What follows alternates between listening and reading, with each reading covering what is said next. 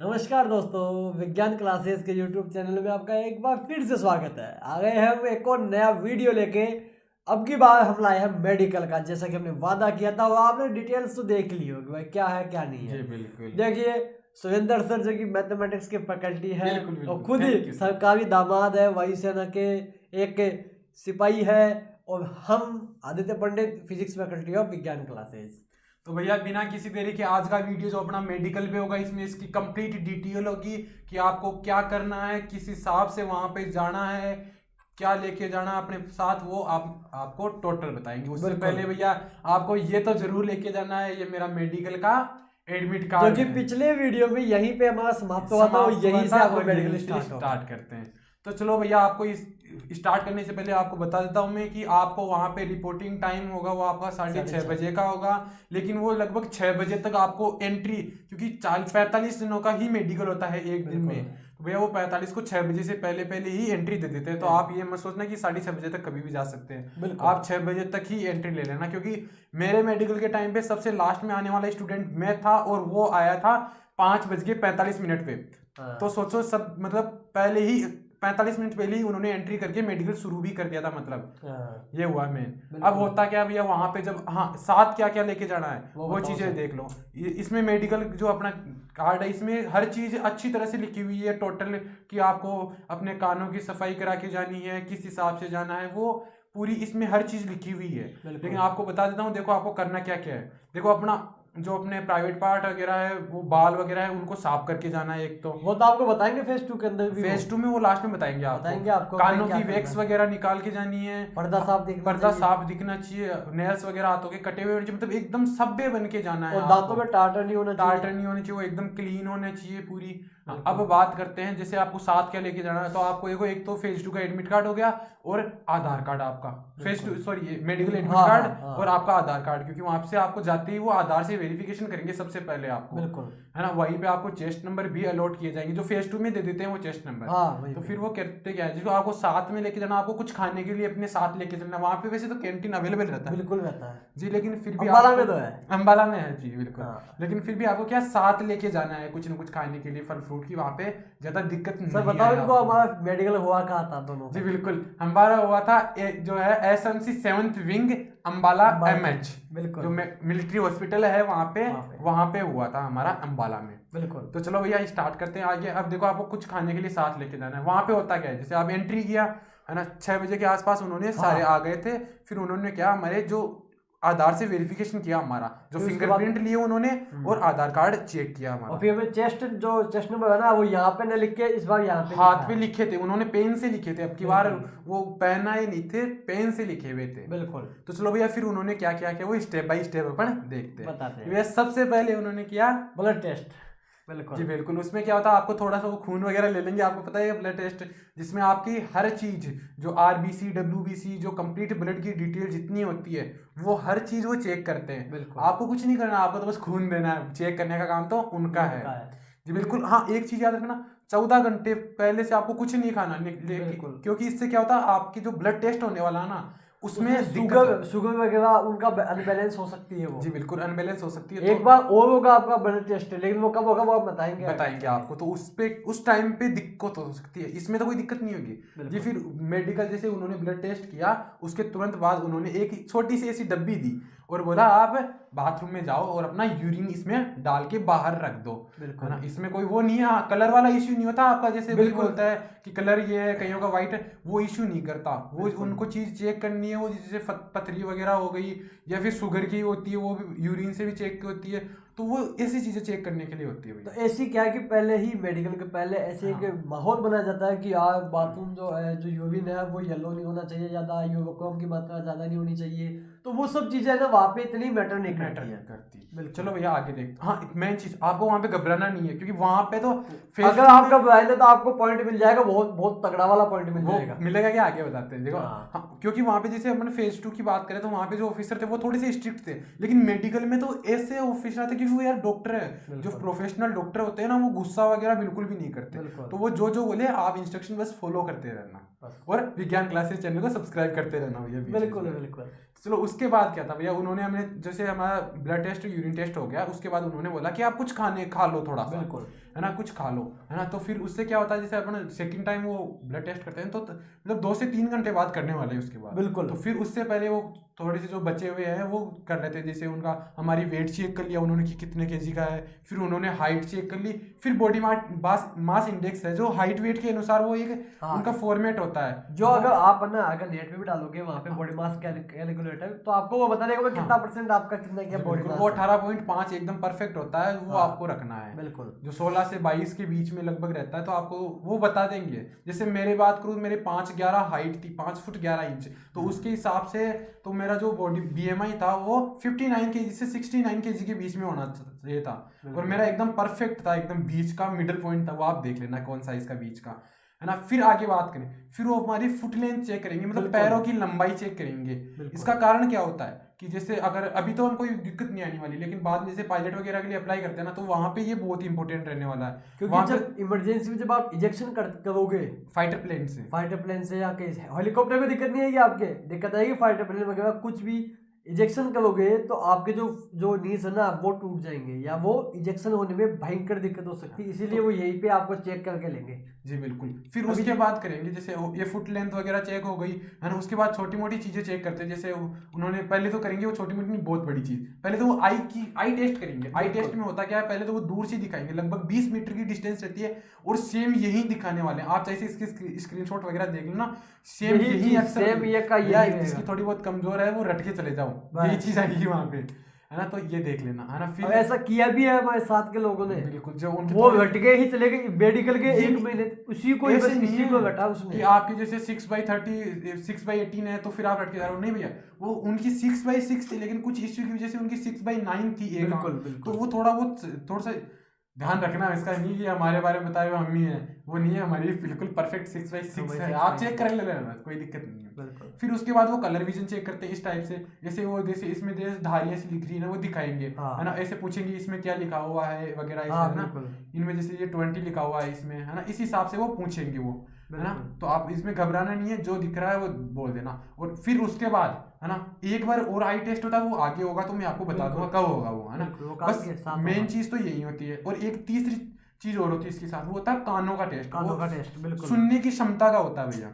एक तो होता है आपका पर्दा का, एक होता है आपका सुनने की। जब एक तो आंख का तो पहले हो गया, एक बार होता है जब कान का और आंख का दोनों का साथ होता है। अभी आपकी जो इसकी कैपेसिटी देखी जाएगी, देखो आपने पहले वीडियोस वगैरह में देखे होंगे, जो यहाँ पे कागज लगा के फिर पीछे कोई ऑफिसर सुनता है, ऐसा नहीं होता है। एक ये क्या है कि ऑफिसर्स एफकेट में CDS में होता है, ऐसा इनमें नहीं होता है ना। इसमें होता क्या, जैसे मतलब वो कान के वो लगा लेंगे, है ना, फिर एक पेज उस पर थोड़ा थोड़ा स्क्रैच करते रहते हैं, थोड़ा स्क्रैच, और दूर से एक जो है उन्हीं का कोई ऑफिसर बोलता है। होता है कई बार कि उनकी इंटेंसिटी परफेक्ट नहीं होती, तो वो इसका आप ज्यादा वो भी करो, नेगलेक्ट भी करोगे ना, तो कोई दिक्कत नहीं है। ये वो तो इस पे इतना ध्यान नहीं देते, वो ध्यान देते हैं किसमें, एफकेट और CDS में ध्यान देते हैं ज्यादा। फिर भैया उसके आगे आपका ब्लड प्रेशर चेक होने वाला, जिसकी लिमिट होती है 120 से हाईएस्ट 120 और लोवेस्ट 80। या आपकी जो उनकी लिमिट देंगे ना वो वहां पे, तो वो होती है वहां से 70 से 130 तक, यानी 70 से 130 तक की वो लिमिट को एक्सेप्ट कर लेते हैं। कई बार अगर आपके जैसे BP आ रही है 85 से लेके 85 से लेके 135, तो भैया वो एक्सेप्ट कर लेंगे, है ना। और अगर फिर भी दिक्कत आ रही है तो वो एक बार दोबारा करेंगे, आपको दोबारा मौका दिया जाएगा। फर्स्ट टाइम में वो आपको रेड कार्ड में देंगे। मेरी खुद की 81 से 199 वो 119 थी मेरी। जी बिल्कुल, आपकी तो परफेक्ट है, कोई दिक्कत ही नहीं है भैया। उसके बाद होता है ECG। ये है ना, इसकी सबसे ज्यादा हवा बनाते हैं लोग कि भैया ECG ऐसा सबसे ज्यादा का वेफर नहीं टूटेगा, ECG ऐसा है। और अगर वहां पे आपने घबरा गए ना आप, तो आपको ECG का पॉइंट मिलने वाला है।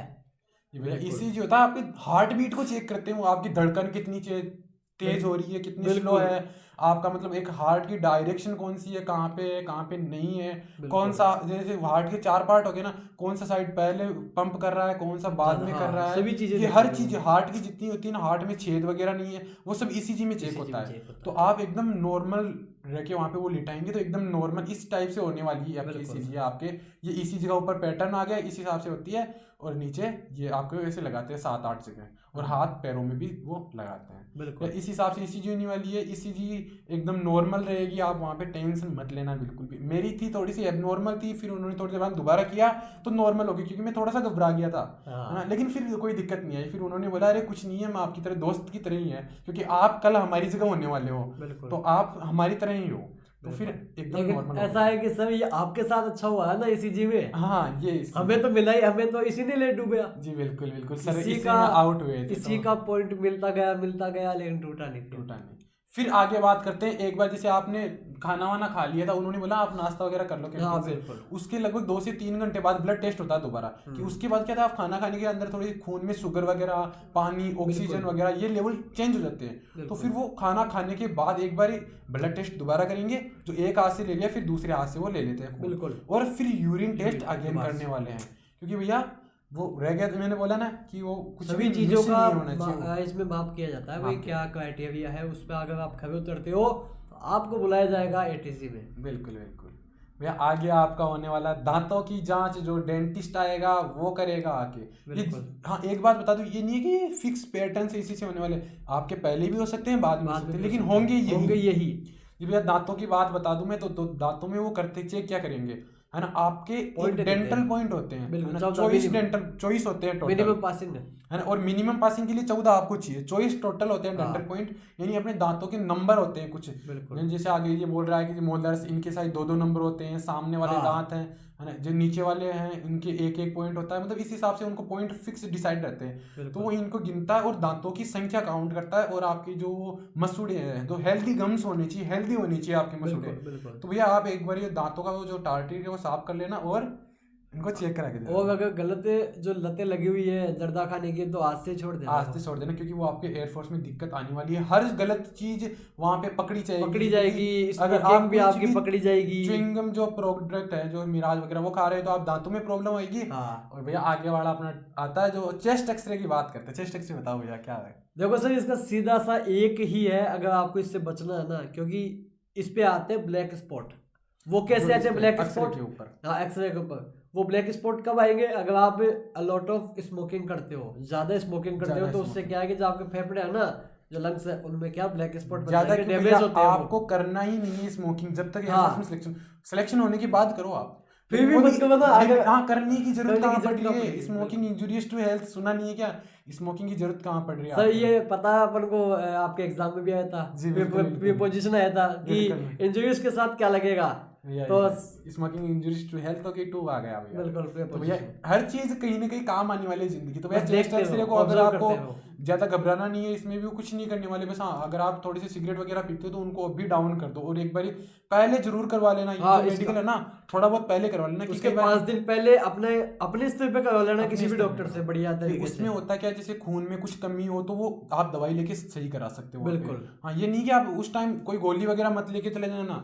जैसे कई बार क्या होता है, ईसीजी की प्रॉब्लम होती है, वो ईसीजी की गोली लेके चले जाते हैं। भैया गलती से मत कर देना, क्योंकि वो ब्लड टेस्ट और यूरिन टेस्ट में दोनों में आने वाली है। इसीलिए किया जाता है, दोबारा से भी इसीलिए किया जाता है कि कोई आप नशे की चीज ना ले लो वगैरह, इसीलिए वो ब्लड और यूरिन टेस्ट करते हैं। भाई अगर एक बार जैसे आपका तो नहीं ब्लड टेस्ट आपका पहले हो गया, फिर आपका बाद में ईसीजी होता है, तो ईसीजी के लिए आप गोली ले लो, इसीलिए उसके बाद भी वापस से आपका किया जाता है ब्लड टेस्ट, ताकि ये इसने ईसीजी को सही करने के लिए कुछ लिया तो नहीं है नार्कोटिक्स वगैरह। तो भैया इन चीज का आप ध्यान रखना थोड़ा। बिल्कुल। फिर बात करते हैं ईयर टेस्ट की। भैया जिसे कान का एक बार सुनना क्षमता यानी सुनने की क्षमता का हो गया है, अब दोबारा चेक करते हैं वो किस हिसाब से। भैया उनके पास क्या होती है, एक माइक्रोस्कोप रहती है, छोटी सी इतनी सी रखती है, एक लाइन है ना, लगभग 2 से 3 इंच की रहती है। वो कान के अंदर डालते हैं और फिर उसे देखते हैं अंदर से, जूम करके देखते हैं। एक जैसे ये फोटो में दिखा रखा इसी टाइप से होता है। जो क्या वो सीधा पर्दा देखते हैं, वो कान का पर्दा देखते हैं कि पर्दा में कोई छेद वगैरह तो नहीं है ना।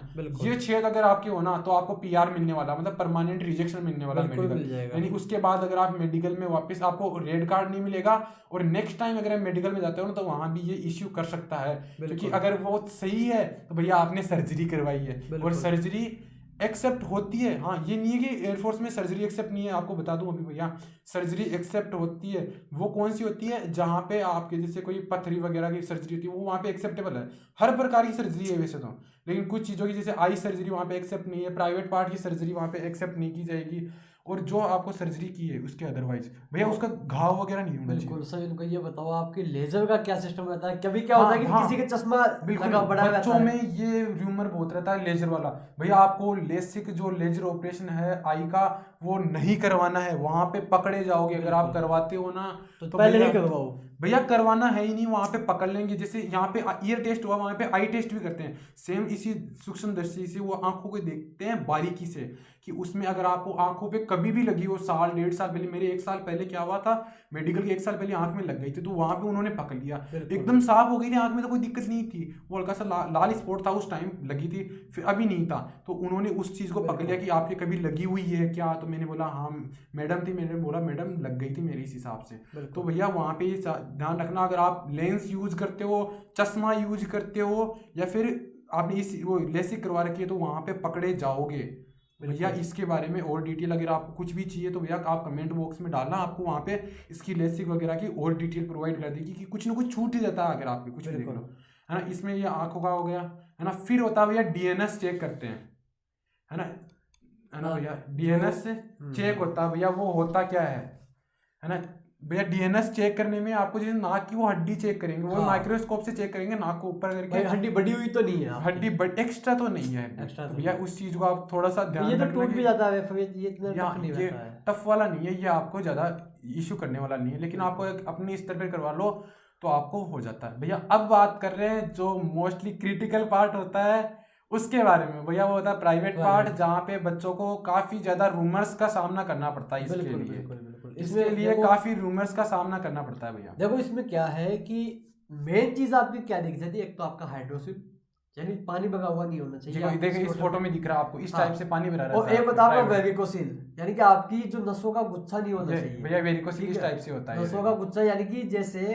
अपन जैसे किसी भी ये देख लो नहीं यहाँ पे फोटो में दिख जैसे रहा है आपको फोटो में दिख रहा है, बिल्कुल ऐसा नहीं होना चाहिए, इस टाइप से बिल्कुल। इसीलिए कहा जाता है कि पहले ही आप डॉक्टर से चेक करवा लो, ताकि अगर आपको कुछ दिक्कत हो तो दवाई वाई ले लो आके आपका काम हो जाए, ठीक है। वो सिर्फ ज्यादा चेक नहीं करते, वो सिर्फ ऐसा नहीं है कि कोई सैंपल वगैरह लेंगे, नहीं वो बाहर से फिजिकली उसको चेक करेंगे, हाथ लगाएंगे, चेक करते हैं, वहीं पे मालूम चल जाता है, यहाँ पे पता नहीं चलता, लेकिन अपन भैया एक्सपर्ट है, उनको पता चलता है। उसके बाद में आपका जो पाइल्स है आपको डाउन करेंगे, डाउन करने के बाद आपको बोला जाएगा कि खांसी है तो आपके वहाँ पे पाइल्स वगैरह चेक की जाती है, तो वो आप ये हो सकता है कि आपका सिस्टम आगे पीछे हो कि पहले आपको ना आपका ब्लड ले लिया, जो सीक्वेंस चेंज हो सकता है, लेकिन होगा ये तो होगा ही। इसके जो जो हो रहा है वो कंप्लीट डिटेल दे रहे हैं, बिल्कुल भैया इनकी एक बार चेक करवा लेना, हाइड्रोसिल वेरिकोसिल भैया इनका ना, अगर उपाय की बात करें अगर आपके है तो इनकी उपाय एक मात्र सर्जरी होती है। तो भैया सर्जरी कराने से पहले गवर्नमेंट हॉस्पिटल जो मिलिट्री हॉस्पिटल होते हैं,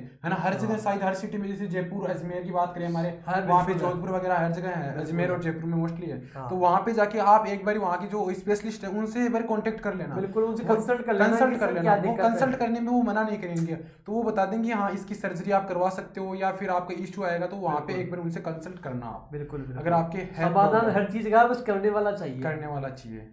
और भैया फिर बात करते हैं जो लास्ट में फिजिशियन की बच गया, ये जरूरी नहीं फिजिशियन कई बार पहले हो जाता है, प्राइवेट पार्ट बाद में चेक किए जाते हैं।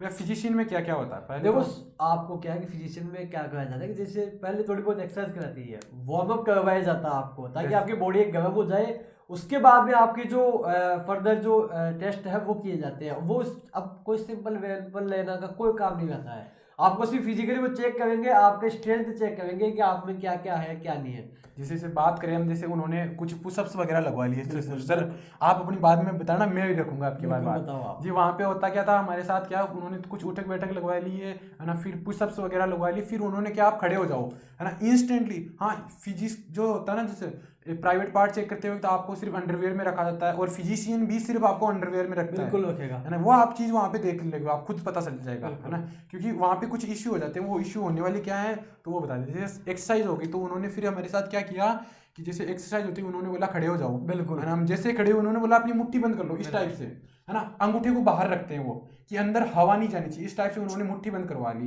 है ना। और फिर बोला कि आपको कुछ टाइम के लिए मुट्ठी बंद रखी, हाथों को एकदम सीधा करवा लिया, फिर बोला हाथों को सीधा करो इस टाइप से। फिर वो हाथों पे हाथ रखे ऐसे चेक कर रहे थे।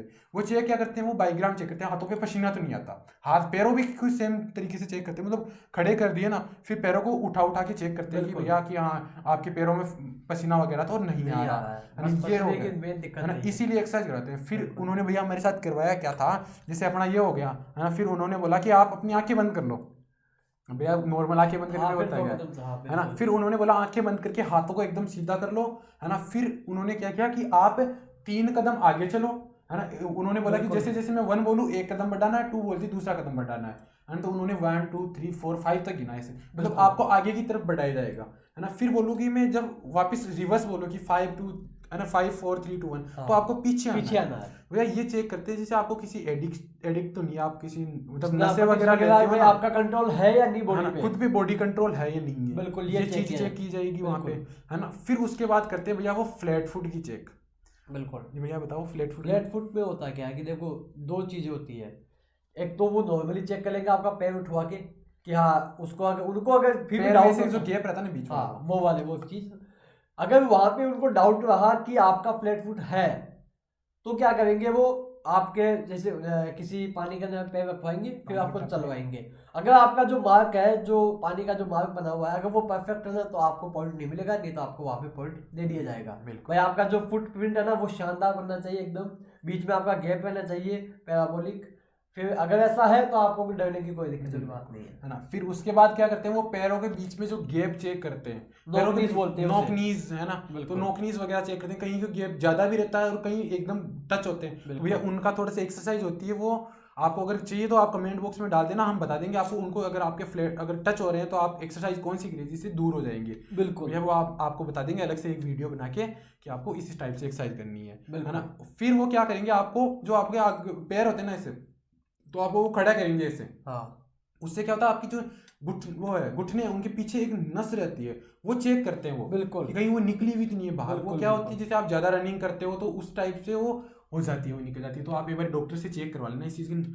बहुत रेयर केस में होता है ये प्रॉब्लम, सबके नहीं होती, बहुत रेयर केस में। वो आप प्रॉपर तरीके से रनिंग नहीं करते हो, शूज का भी इफेक्ट पड़ता है कि आप बिना शूज से अगर आप मतलब सीधे डायरेक्ट कर रहे हो अगर रनिंग बिना शूज के, स्पोर्ट्स शूज के बिना, तो वहां पे आपको एक तो फ्लैट फुट का पॉइंट मिलने वाला 100%, क्योंकि फ्लैट फुट में दिक्कत आएगी आपको वो, बिल्कुल, है ना। और अगर आपको और कोई दिक्कत है ना, और एक फ्लैट फुट और वो नस वाला पॉइंट आपको मिलने वाला है अगर आप बिना जूतों के दौड़ करते हो। फिर भैया वो हैंड्स चेक करेंगे, हाथों को जांच करेंगे। हाथों की जांच वो कैसे करेंगे कि आपको खड़ा कर दिया जाएगा एकदम, है ना, फिर वो बोलेंगे हाथों को सीधा कर लो इस टाइप से, है ना। फिर वो यहाँ पे चेक करते हो गैप कि आपके हाथ सीधे है या नहीं है, एक एंगल मुड़ी हुई तो नहीं है, कहीं थोड़ी बहुत तो मुड़ी हुई सबकी रहती है, लेकिन एक परफेक्ट एंगल से ज्यादा तो मुड़ी हुई नहीं है, क्राइटेरिया होता है, क्राइटेरिया होता है वो, जैसे हाथों को इस टाइप से चेक करते हैं, है ना। और यहाँ पे ये चेक करने के बाद हाथों में वाइब्रेशन भी चेक करते हैं कि आपको हाथों को सीधा रखा जाता है, ऐसे रखा जाता है। और फिर अगर ये ऐसे हो गए तो आपको पॉइंट मिल जाएगा। इसके लिए करना क्या है कि दबा के पुशअप्स मारो, बीम मारो, उससे क्या होता है कि आपकी जो शोल्डर है ना वो उसकी कैपेसिटी बढ़ेगी, स्ट्रेंथ बढ़ेगी, जिसकी वजह से आपका क्या है कि जो हाथ है ना वो बहुत ही लॉन्ग टाइम तक आपका वाइब्रेट नहीं करेगा। तो भैया उसका आप एक्सरसाइज वगैरह कर लेना। ये भैया हमारे मेडिकल में यही हुआ था, आपको जो जो हुआ था वो कंप्लीट आपको डिटेल वगैरह हमने बता दी है ना। अब बात जैसे अगर आप पास होते हो भैया, बिल्कुल, है ना, तो मैं बात करूँ, देखिए एक बार, तो आप ये लेके आने वाले हो भैया वहां से, सॉरी, तो आप अगर पास होते हो वहां पे, है ना, तो आप ये लेके आओगे भैया। ये है ना कईयों का मतलब एयरमैन बनने के लिए आपकी ये आखिरी सीढ़ी होगी। अगर मैं बात करूँ, अगर आपको पेपर में अच्छे नंबर आए हैं तो आपको पीएसएल क्लियर हो जाएगी, तो ये भैया आपकी ये सीढ़ी होने वाली है, जो आपका मेडिकल ग्रीन कार्ड है भैया। ये बिल्कुल कईयों का ख्वाब होता है, बिल्कुल, ये वो होता है ना कि मेरा ख्वाब है तू मेरी जिंदगी है, तो भैया यही है मेरी जिंदगी और मेरे ख्वाब यही था कि मेरे को ये हासिल करना है। जो भैया मेरे को रात को 10:30 बजे तक इंतजार करवाया था उन्होंने, बिल्कुल, जो एक्सरसाइज वगैरह होती है वो 4 से 5 बजे तक हो जाती है कंप्लीट, बैठाए रखते हैं, फिर बैठाए रखते हैं, क्योंकि वो अपना रिजल्ट तैयार करते हैं। जो मेडिकल का ग्रीन कार्ड स्पेशलिस्ट होते हैं, जो उनको वो रिपोर्टें जांच करने में लग जाता है टाइम, ईसीजी की या नॉर्मल, और जिनको वेट कार्ड दिया जाता है ना वो अगले दिन आते हैं 100 रुपए की डीडी लेके, वो डीडी वगैरह लेके आते हैं, वो उसके बारे में बताएंगे आप, है ना भैया। यहाँ पे जो रेड कार्ड होता है वो इनिशियल की जगह यहाँ पे अपील का ऑप्शन रहता है उनके क्लिक, है ना।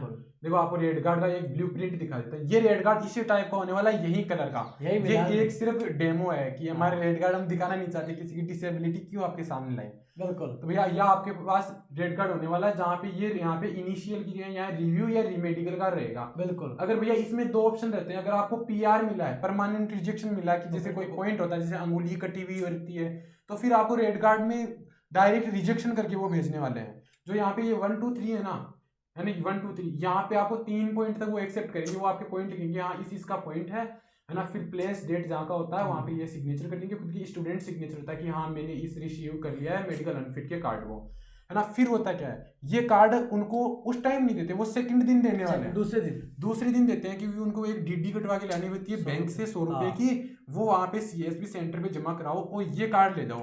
वह इसमें होता क्या है, जैसे रीमेडिकल का पॉइंट मिलता है आपको, जो 1 से 1.5 महीने बाद वो परफेक्ट एक परपेंडिकुलर बताते हैं आपको, इस हॉस्पिटल में यहाँ पे जाके आपका रीमेडिकल करना है वापस। बिल्कुल। एमएच में जाया, एमएच हॉस्पिटल, मिलिट्री हॉस्पिटल में आपको जाया हॉस्पिटल में भेजते हैं आपको। वहाँ पे आपका अगर पॉइंट टूट जाता है तो आपको ग्रीन कार्ड वापस लेने के लिए जाना पड़ता है। जी बिल्कुल बिल्कुल। वहाँ पे फिर आपको वापस सेंटर पे जाना पड़ेगा और वहाँ से ग्रीन कार्ड लेके आना पड़ेगा, डॉक्टर की रिपोर्ट दिखानी है वहाँ पे उस डॉक्टर की, और आपको ग्रीन कार्ड लेके आना है। तो भैया मैं आशा करता हूँ आप यही लेके आओ, क्योंकि वो वेट वाला तो बहुत ही भयंकर दुख देता है, बहुत रुलाता है भैया, बहुत रुलाता है। आपको तो बहुत रुलाया होगा भैया। मेरे को तो बहुत खुशी हुई थी, यानी एक्सपेक्ट ही नहीं कर रहा था कि यार ये मिल गया मेरे पास, ये है ना। तो भैया आपको एक चीज में बता दूं थोड़ी सी, है ना, वो क्या है कि जब आप आई टेस्ट की बात करता हूँ मैं, थोड़ा सा आपको आंखों के बारे में, आई साइट के ऊपर आता हूँ मैं, थोड़ा सा इस पे बताना भूल गया, वो था कि कईयों के चश्मे भी होते हैं ना, वो एयरफोर्स में चश्मे भी अलाउड रहते हैं, बिल्कुल, है ना। चश्मे की वो क्राइटेरिया क्या होता है वो आप एयरफोर्स साइट में मिल जाएगा। वैसे मैं बता रहा हूँ कि आपकी 6/9 तक आपको एक्सेप्ट किया जाएगा, दोनों आंखों में अगर 6/9 का चश्मा है तो आपको एक्सेप्ट किया जाएगा, अदरवाइज 6/12 का है तो आपको एक्सेप्ट नहीं करेंगे। अगर आपको चश्मे के साथ आप एयरफोर्स में जाना चाहते हो, 6/9 का चश्मा है, तो भैया वहाँ पे आपको जैसे डॉक्टर की रसीद लेके जानी है, जो आपका एक जो गवर्नमेंट आसपास में कोई भी डॉक्टर ले लो, है ना, वो होनी चाहिए 3 से 4 दिन पहले तक, यानी 1 सप्ताह पहले की, बिल्कुल, है ना। एक वो आपको फेज 2 के टाइम बताएंगे, 1 सप्ताह पहले की आप डॉक्टर से रिपोर्ट बनवाओ भैया, बिल्कुल साहब, है ना, कि मेरे चश्मा है इतने इतने नंबर का है, फिर आप चश्मा लगा के वहां पे ये आई साइट वाला टेस्ट दे सकते हो, बिल्कुल, है ना। लेकिन ये नहीं है कि आप वहां पे जैसे डॉक्टर को बनवा लिया, हाँ 6/6 की, एक 6/9 की रिपोर्ट बनवा ली और आपकी 6/12 है या 18 है, भैया आप पकड़े जाओगे वहां पे। जब वो डॉक्टर स्पेशलिस्ट खुद आपको वो लगा के देखेगा ना आपको पास में वो माइक्रोस्कोप से, एक चीज तब आप पकड़े जाओगे वहां। एक चीज हो, जब आपको आंखें चेक करती है ना तो वो कहते हैं एक आंख बंद करो, तो बंद नहीं करनी, आपको सिर्फ हाथ को ऐसे रखना है, ऐसे बंद करेंगे ना तो फिर इसको देखेंगे ना तो दिक्कत हो जाएगी और वहीं पे पॉइंट मिल जाएगा। क्योंकि होता क्या है, जैसे आपको दूर से दिखाएंगे वो, तो एक आंख को बंद करवाइए, तो आंख बंद करने पे क्या था, कुछ टाइम के लिए वो आंख में अंधेरा छा जाता है, इससे जब आप सिर्फ हाथ रखो तो उससे क्या आपको उजाला रहेगा ना, क्योंकि अंधेरे से उजाले में जाने पे कुछ विजिबिलिटी कुछ सेकंड के लिए कम रहती है। पुतलियां ना, आंखों की पुतलियां फैलने में उनको टाइम लगता है ना, तो वो क्या वहां पे आप, क्योंकि वो टाइम इतना ही देंगे आपको, है ना। अगर नहीं है तो उन्होंने लिखा डिसेबल, काम खत्म। तो इन चीजों का ध्यान रखोगे तो आपको बिल्कुल श्योर है कि ग्रीन कार्ड मिलेगा, है ना। वो पहले 6/6 की दिखाएंगे, फिर 6/9, अगर आपको 6/6 नहीं दिख रही फिर 6/9 वाली लाइन पूछेंगे, वो भी नहीं दिख रही फिर वो 6/12 वाली लाइन पूछेंगे, अगर वो दिख रही है तो आपकी मतलब आई साइट 6/12 है। बिल्कुल। तो भैया आपसे तो बस यही था। और अगर अभी भी अगर आपके कोई दिक्कत है मेडिकल के थ्रू या फेज 2 के थ्रू या फिर जीडी को लेके, कि रिटर्न तो हम करवा रहे हैं आपका, फिर भी अगर कोई दिक्कत है तो आप कमेंट बॉक्स में कमेंट कीजिए, हम अवश्य आपको प्रत्युत्तर देंगे। जी बिल्कुल, इसके डिस्क्रिप्शन में आपको हर चीज मिल जाएगी, आई बटन में मिल जाएगी, प्लेलिस्ट मिल जाएगी आपको फिजिक्स की, मैथ की, और एक स्पेशल प्लेलिस्ट आपके लिए है जिसमें एयरफोर्स की स्ट्रेटेजी है, जिसमें ग्रुप डिस्कशन का वीडियो डाला हुआ, आपके फेज 2 का कंप्लीट रिव्यू दिया हुआ है मेरे और आदित्य सर द्वारा खुद, क्योंकि हम खुद सिलेक्टेड कैंडिडेट रहे हुए हैं, खुद कैंडिडेट रहे हैं, हमने आप बीती सुनाई है, खुद की आप बीती सुनाई है, यानी जो होने वाला है एकदम वही, इसके अलावा कुछ नहीं होने वाला। अगर आपको कुछ डाउट वगैरह है तो आप कमेंट बॉक्स में डाल के उनको क्लियरफाई कर सकते हैं। और भैया जाते जाते बस यही कह सकता हूँ, लाइक कर देना, सब्सक्राइब कर देना और दोस्तों के साथ शेयर कर देना, क्योंकि कोई विज्ञान क्लासेस का प्लेटफॉर्म है तो वहाँ पे बहुत ही एक धमाका चल रहा है, ज्ञान मिलने वाला है आपके लिए, धमाकेदार ऑफर के साथ ज्ञान मिलने वाला है। अब खुद एक स्टूडेंट रहे हुए हैं और अभी भी है, वैसे ऐसी कोई बात नहीं, अभी भी स्टूडेंट है, लेकिन क्या है कि अभी सेलेक्टेड कैंडिडेट, क्वालिफाइड कैंडिडेट आपको पढ़ा रहे हैं तो मतलब कुछ ना कुछ तो है ना। बिल्कुल वो चीज है भैया। अब जो आगे आपकी इच्छा हो कि मेडिकल में भैया थोड़ा सा और डिटेल चाहिए तो आप डाल देना, उस पर वीडियो आ जाएगा। या फेज 2 की कोई डिटेल वगैरह आपको कुछ भी कमी लग रही है तो उस पर डाल देना कि आप सर ग्रुप डिस्कशन का एक वीडियो बनाओ जिसमें आप सिर्फ डिस्कशन करते हुए बताओ कि हाँ किस हिसाब से कौन सी यूनिवर्सल लाइन आप लोगों को बोलनी है कि हाँ वो भी सिलेक्शन हो जाए, होना ही चाहिए। उस हिसाब से हम एक अलग और वीडियो बना देंगे, सेपरेट वीडियो उसका। या फिर आपको जैसे एयर जो फर्स्ट है, जैसे जो अपना फेज 1 है, उसके लिए अपने को स्ट्रेटेजी वगैरह चाहिए कि आप कौन से किस टाइम को किस सब्जेक्ट को कितने घंटे दूं मैं, किस हिसाब से करूं, तो फिर आपको वो मिल जाएगी। क्योंकि एकमात्र विज्ञान क्लासेस एक ऐसा प्लेटफॉर्म है जहाँ पे एक तो सिलेक्टेड और एक फेल्ड, एक प्रकार से failed, यानी ये तो आपको बताएंगे क्या करना है ताकि सिलेक्ट हो जाओ, मैं ये बताऊंगा कि क्या नहीं करना है ताकि आप सिलेक्ट हो जाओ। तो ये चीज है ना, ये कॉम्बिनेशन आपको कहीं नहीं मिलेगा। अब ये फटाफट से ये फिर चले भी जाएंगे, ऐसा है ज्वाइनिंग आ जाएगी तब।